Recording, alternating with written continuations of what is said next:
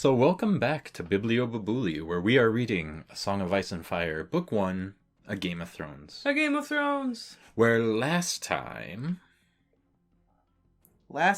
we got to meet Arya Horseface Stark. That's mean. And But she go on. is a tomboy, if there ever was one. She does not like needlework, she hates her sister, she hates being a girl, and she wants to fight. And her and Jon Snow are BFFs, because they're the two black sheep in their family. So she ran out on her needlework, she watched the boys fight, we learned that Joffrey is an even bigger dickhead than we thought, and that because she ran out on her needlework, she's now in really big trouble with her mum. Because she went back to her room, and her mum and Septim Ordain were waiting there to give her a what for running away from the needlework. I'm sure nothing good can come from that. Probably not.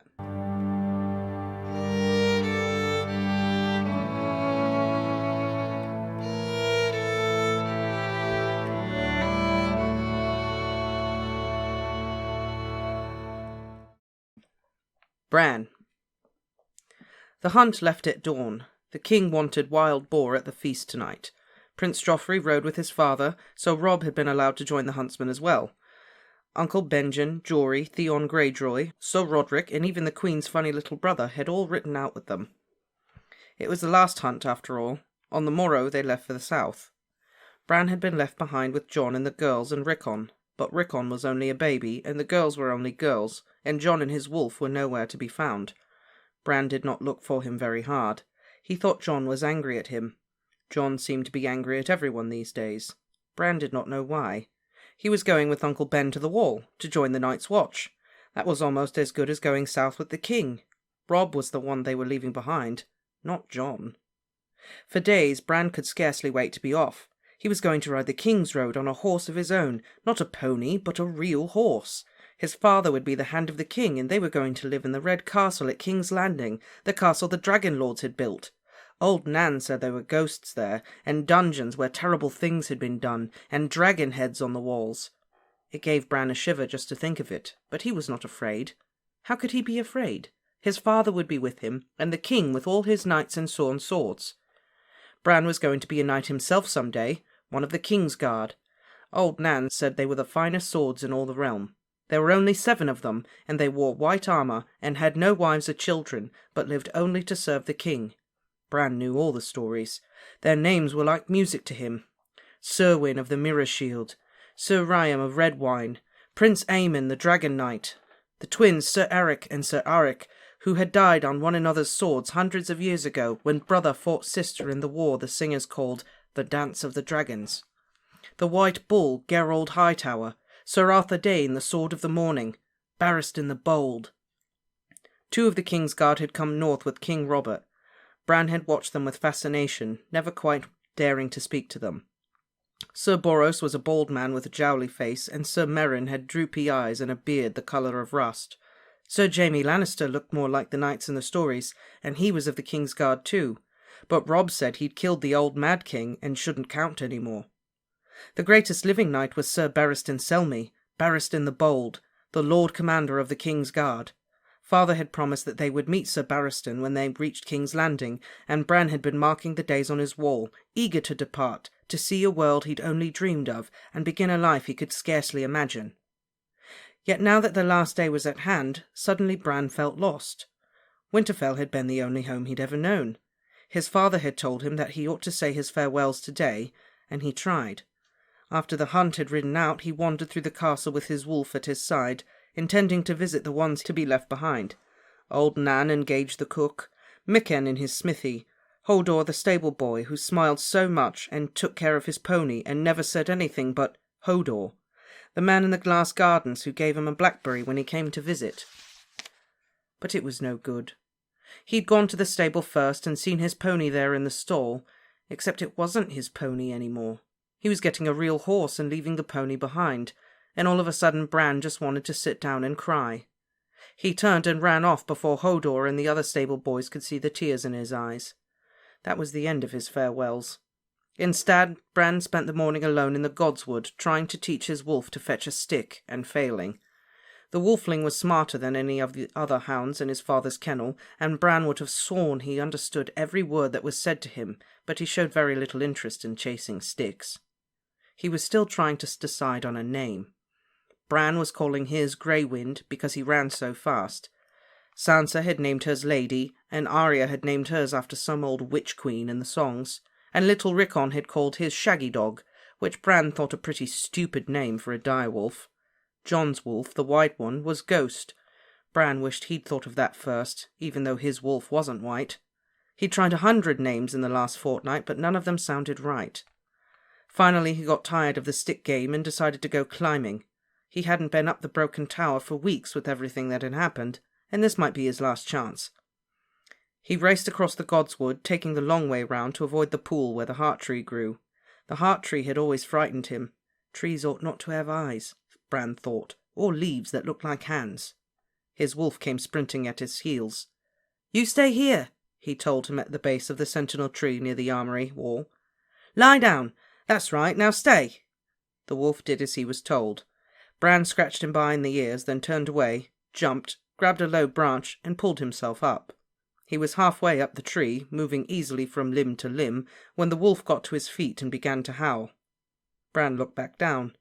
His wolf fell silent, staring up at him through slitted yellow eyes. A strange chill went through him. He began to climb again. Once more the wolf howled. "Quiet!" he yelled. "Sit down! Stay! You're worse than Mother!" The howling chased him all the way up the tree until finally he stepped off onto the armory roof and out of sight. The rooftops of Winterfell were Bran's second home. His mother often said that Bran could climb before he could walk. Bran could not remember when he first learned to walk, but he could not remember when he first learned to climb either, so he supposed it must be true. To a boy, Winterfell was a grey, strewn labyrinth of walls and towers and courtyards and tunnels spreading out in all directions. In the older parts of the castle, the halls slanted up and down so that you couldn't even be sure what floor you were on.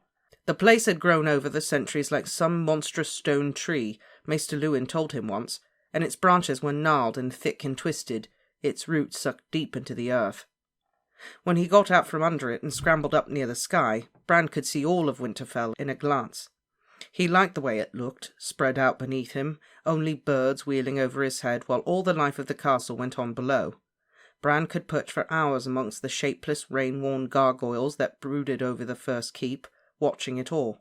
The men drilling with wood and steel in the yard, the cooks tending their vegetables in the glass garden, restless dogs running back and forth in the kennels, the silence of the Godswood, the girls gossiping beside the washing well. It made him feel like he was lord of the castle, in a way even Robb would never know. It taught him Winterfell's secrets, too. The builders had not even levelled the earth. There were hills and valleys behind the walls of Winterfell. There was a covered bridge that went from the 4th floor of the bell tower across the 2nd floor to the rookery. Bran knew about that. And he knew you could get inside the inner wall by the south gate, climb 3 floors and run all the way around Winterfell through a narrow tunnel in the stone, and then come out on ground level at the north gate with 100 feet of wall looming over you. Even Maester Luwin didn't know that. Bran was convinced. His mother was terrified that one day Bran would slip on the wall and kill himself. He told her he wouldn't, but she never believed him. Once she made him promise that he would stay on the ground. He'd managed to keep that promise for almost a fortnight, miserable every day until one night he'd gone out to the window of his bedroom when his brothers were fast asleep. He confessed his crime the next day in a fit of guilt. Lord Eddard ordered him to the Godswood to cleanse himself. Guards were posted to see that Bran remained there alone all night to reflect on his disobedience. The next morning Bran was nowhere to be seen.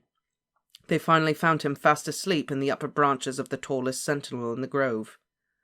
As angry as he was, his father could not help but laugh.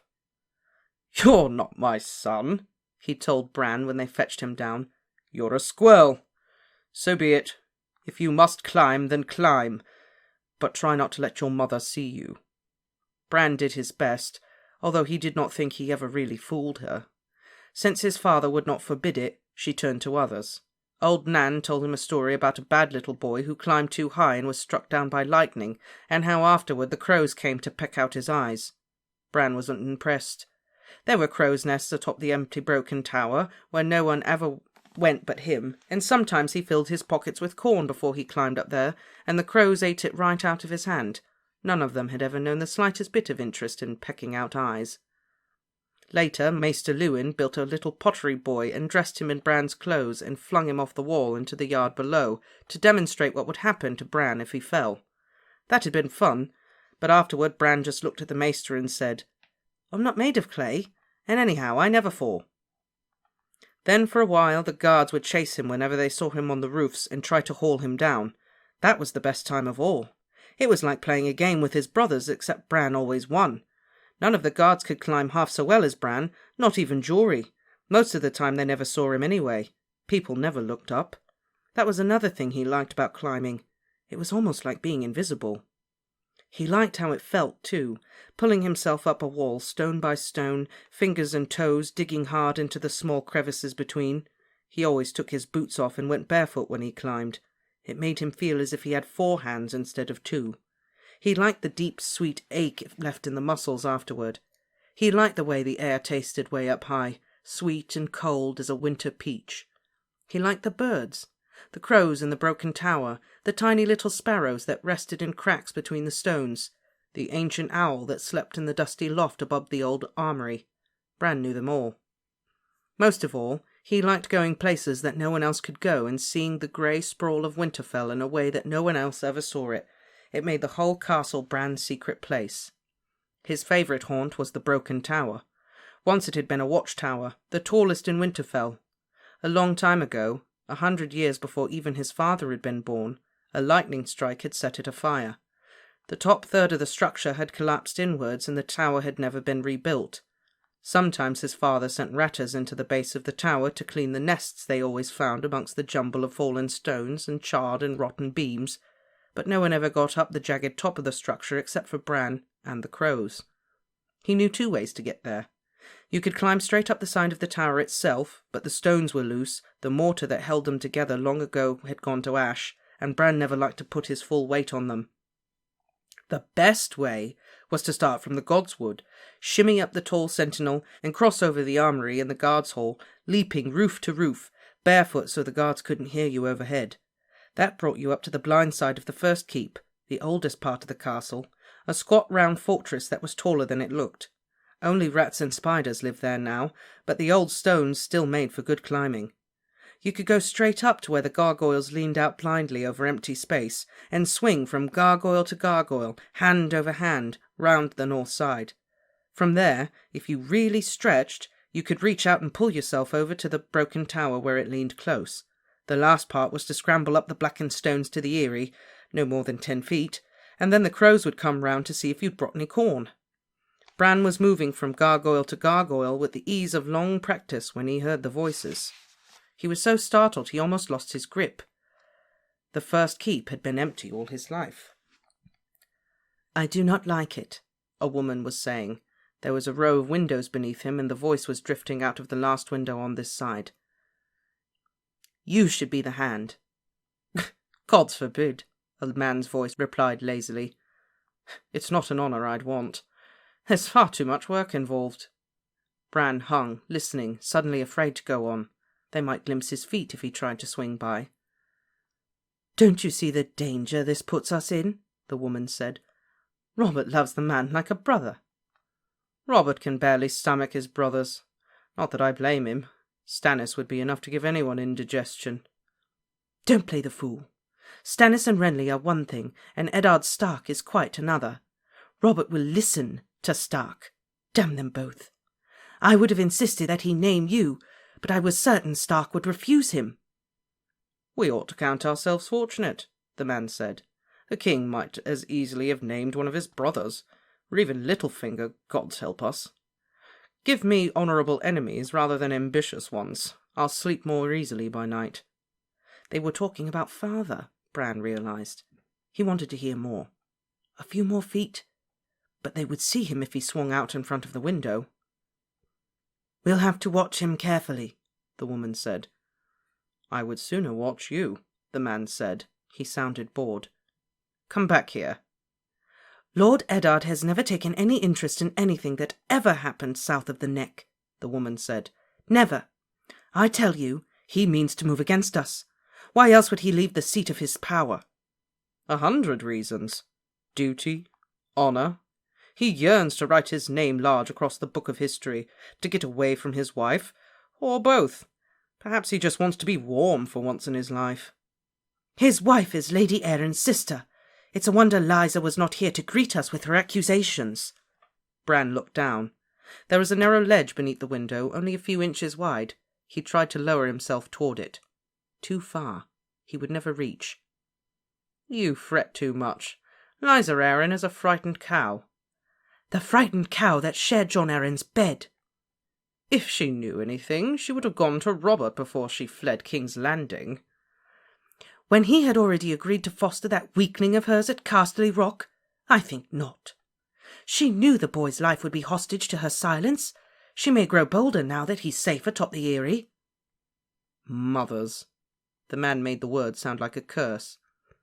I think birthing does something to your minds. You're all mad. He laughed. It was a bitter sound. Let Lady Arryn grow bold as she likes. Whatever she knows, whatever she thinks she knows, she has no proof. He paused for a moment. Or does she? Do you think the king will require proof? The woman said. I tell you, he loves me not. And whose fault is that, sweet sister? Bran studied the ledge. He could drop down. It was too narrow to land on, but if he could catch hold as he fell past, pull himself up, except that might make a noise, draw them to the window. He was not sure what he was hearing, but he knew it was not meant for his ears. You are as blind as Robert, the woman was saying. If you mean I see the same thing, yes, the man said. I see a man who would sooner die rather than betray his king. He betrayed one already, or have you forgotten? The woman said. Oh, I don't deny he's loyal to Robert. That's obvious. What happens when Robert dies and Joff takes the throne? And the sooner that comes to pass, the safer we'll all be. My husband grows more restless every day. Having Stark beside him will only make him worse. He's still in love with the sister, the insipid little dead 16-year-old. How long till he decides to put me aside for some new Lyanna? Bran was suddenly very frightened. He wanted nothing so much as to go back the way he'd come, to find his brothers. Only what would he tell them? He had to get closer, Bran realized.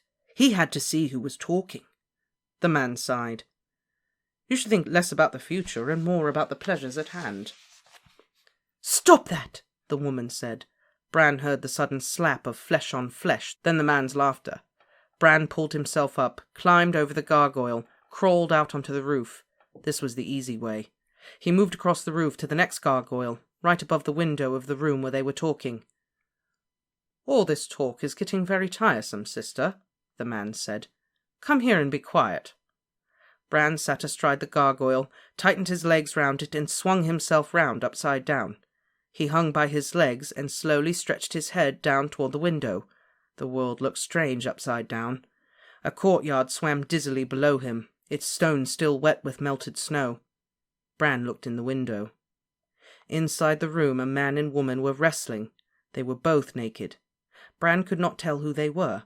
The man's back was to him, and his body screened the woman from view as he pushed her up against a wall. There were soft, wet sounds. Bran realized they were kissing. He watched, wide-eyed and frightened, his breath tight in his throat. The man had a hand between her legs, and he must have been hurting her there, because the woman started to moan low in her throat. Stop it, she said. Stop it. Stop it. Oh, please. But her voice was low and weak, and she did not push him away.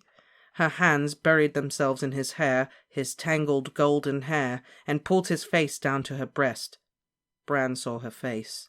Her eyes were closed and her mouth was open, moaning. Her golden hair swung from side to side as her head moved back and forth, but still he recognized the Queen. He must have made a noise. Suddenly her eyes opened and she was staring right at him. She screamed. Everything happened at once. The woman pushed the man away wildly, shouting and pointing. Bran tried to pull himself up, bending double as he reached for the gargoyle. He was in too much of a hurry. His hand scraped uselessly across the smooth stone, and in his panic his legs slipped, and suddenly he was falling. There was an instant of vertigo, a sickening lurch as the window flashed past him. He shot out a hand, grabbed for the ledge, lost it, caught it again with his other hand. He swung against the building hard. The impact took the breath out of him. Bran dangled one-handed, panting. Faces appeared in the window above him. The Queen. And now Bran recognized the man beside her. They looked as much alike as reflections in a mirror. "He saw us!" the woman said shrilly. "So he did," the man said. Bran's fingers started to slip. He grabbed the ledge with his other hand. Fingernails dug into unyielding stone. The man reached down. "Take my hand," he said, "before you fall." Bran seized his arm and held on tight, with all his strength. The man yanked him up to the ledge. "What are you doing?" the woman demanded. The man ignored her. He was very strong. He stood Bran up on the sill. "How old are you, boy?" 7, Bran said, shaking with relief. His fingers had dug deep gouges in the man's forearm. He let go sheepishly. The man looked over at the woman. "The things I do for love," he said with loathing. He gave Bran a shove. Screaming, Bran went backward out the window into the empty air. There was nothing to grab onto. The courtyard rushed up to meet him. Somewhere off in the distance, a wolf was howling. Crows circled the broken tower, waiting for corn. And now the story begins. Again. This is where it really begins, though. Yeah. The Queen and her brother. Doing the naughty business. They were just wrestling. I love how Martin tells it through Bran's eyes. It describes how a 7-year-old would view, Yeah. They were wrestling. They were naked and they were wrestling. She moans, so he must have been hurting her. Right. It's very well written from a child's perspective. Yeah. He's not going to know what the hell they're doing. Yes. Oh, man, I just remember reading this for the first time. This is like the first chapter in the book where I went from, this is an okay story, to like invested. To like, Jesus Christ! Oh! What? Yep. This is like the first, I just shit myself over what just happened. What is What? So much. The Queen with her brother? They're pushing Bran out the window? A little 7-year-old? Like, Jesus! You people! Yeah, you learn to hate the Lannisters real quick. Oh, man. And just while we're on the topic of awful people, let's just talk about old Nan for a second, all right? She is a sadistic lady. She's the type of lady that would sit a kid down and like put it on before bedtime, make you watch the entire thing, and after it's over, tuck you in and say, "And this is why you're not going to have a clown for your birthday. Good night, sweetie. This is why we don't play by the sewers." It seems like she has a horror story for everything. Yeah. I love the contrast between Ned and Catelyn's reactions to Bran climbing. Yeah. Catelyn is like, "I need to stop it at all costs," and Ned is just like, "I mean, I tried. He's gonna do it anyway." Like, because he knows he's gonna do it anyway. He's like, "Don't worry, Catelyn. I will take care of this. Don't let your mother find out." I find it very interesting that he hasn't named his wolf yet. Mm-hmm. And that pretty much, it kind of seemed like his wolf was like, "Not this time. Don't do it. Yeah. Don't go." He like knew something was up. His wolf was just like, "I got a bad feeling about this one. Don't go up there. Mm-hmm. Don't do it. Don't do it. Shut up, I'm doing it anyway. No, don't do it. Don't do it." And I love the contrast between all their wolves. You see, like, all the wolves tend to mirror the personalities of the owner. Because they're talking about is the most intelligent out of all of them. And then you see Bran, he knows the most about Winterfell. Way to spoil that name of that animal. Bran's wolf knows. I'll edit it out. I'll edit out the name. But yeah, Bran's wolf is the smartest. Yes. And yeah, Bran... This is very, very indicative of Bran's intelligence for a 7-year-old and all the secrets he's uncovered. And oh my god, he's the Lord Voldemort of the story. No one's uncovered all the secrets of Winterfell except for me. Except he actually has. Yeah, right, yeah. So. Like, that's pretty, it's pretty brilliant for a 7-year-old. Yes, he's a born explorer. Mm-hmm. And then Grey Wind is the swiftest. Yes. Which I think is, they pretty much, you don't know much about Robb, but he's the strongest, the fastest, the oldest. Like, he's the... Well, that's a little contradictory, though, because in the beginning, Jon talks about how he can overpower him, but Jon's always been faster. Right. So that... I have to think about the Wolf and Robb's comparison. But, I mean, with Ghost, it's Jon is always he kind of just lays low and tries to stay out of everything. And be quiet. Unseen. Yeah. He's a bastard. He doesn't want to be in anything. You know, he's always going to be looked down on, so he tries to just... Sneak. Lie off. low. And then you have Lady, which Sansa is the epitome of a little lady. Mm-hmm. And then Nymeria, and Arya wants to be Xena Warrior Princess. Yes, So- and Nymeria is named after A warrior. warrior queen Yep. that came across the Narrow Sea. And then Shaggy Dog, like... I think Shaggy Dog is cute. But I could see Bran being like, that's the stupidest name for a wolf ever. Yeah. That's just dumb. But I mean, Rickon's like 3 or 2 or something. I know, give him a break. It's cute. Shaggy Dog. And we got our first glimpse at Hodor. Yes, stable Hodor. boy. Hodor the stable boy. Who Bran is like, I wanted to say goodbye to him because he took care of my pony. And then I saw my pony and I cried. So much happens. He loses his pony. I mean, he got a horse. He's not really losing the pony. I mean, He got it's an still upgrade. there. He's just, yeah. Then he gets pushed out of the tower. And he gets pushed out of the tower. And fell a long I ways. have a feeling his mother is not going to be happy about him climbing. It's very much the like, I told you so. I told you you were gonna fall. Well, you know, if the fall didn't kill him. Yeah. Bran, are you alive? Are you alive? Good, because I'm going to kill you. Yeah, right? Definitely. Jaime and Cersei. What, like... Also... I know. Also, not just the fact that, A, there's, like, crazy incest happening right in front of our eyes, and it makes you want to gouge them out.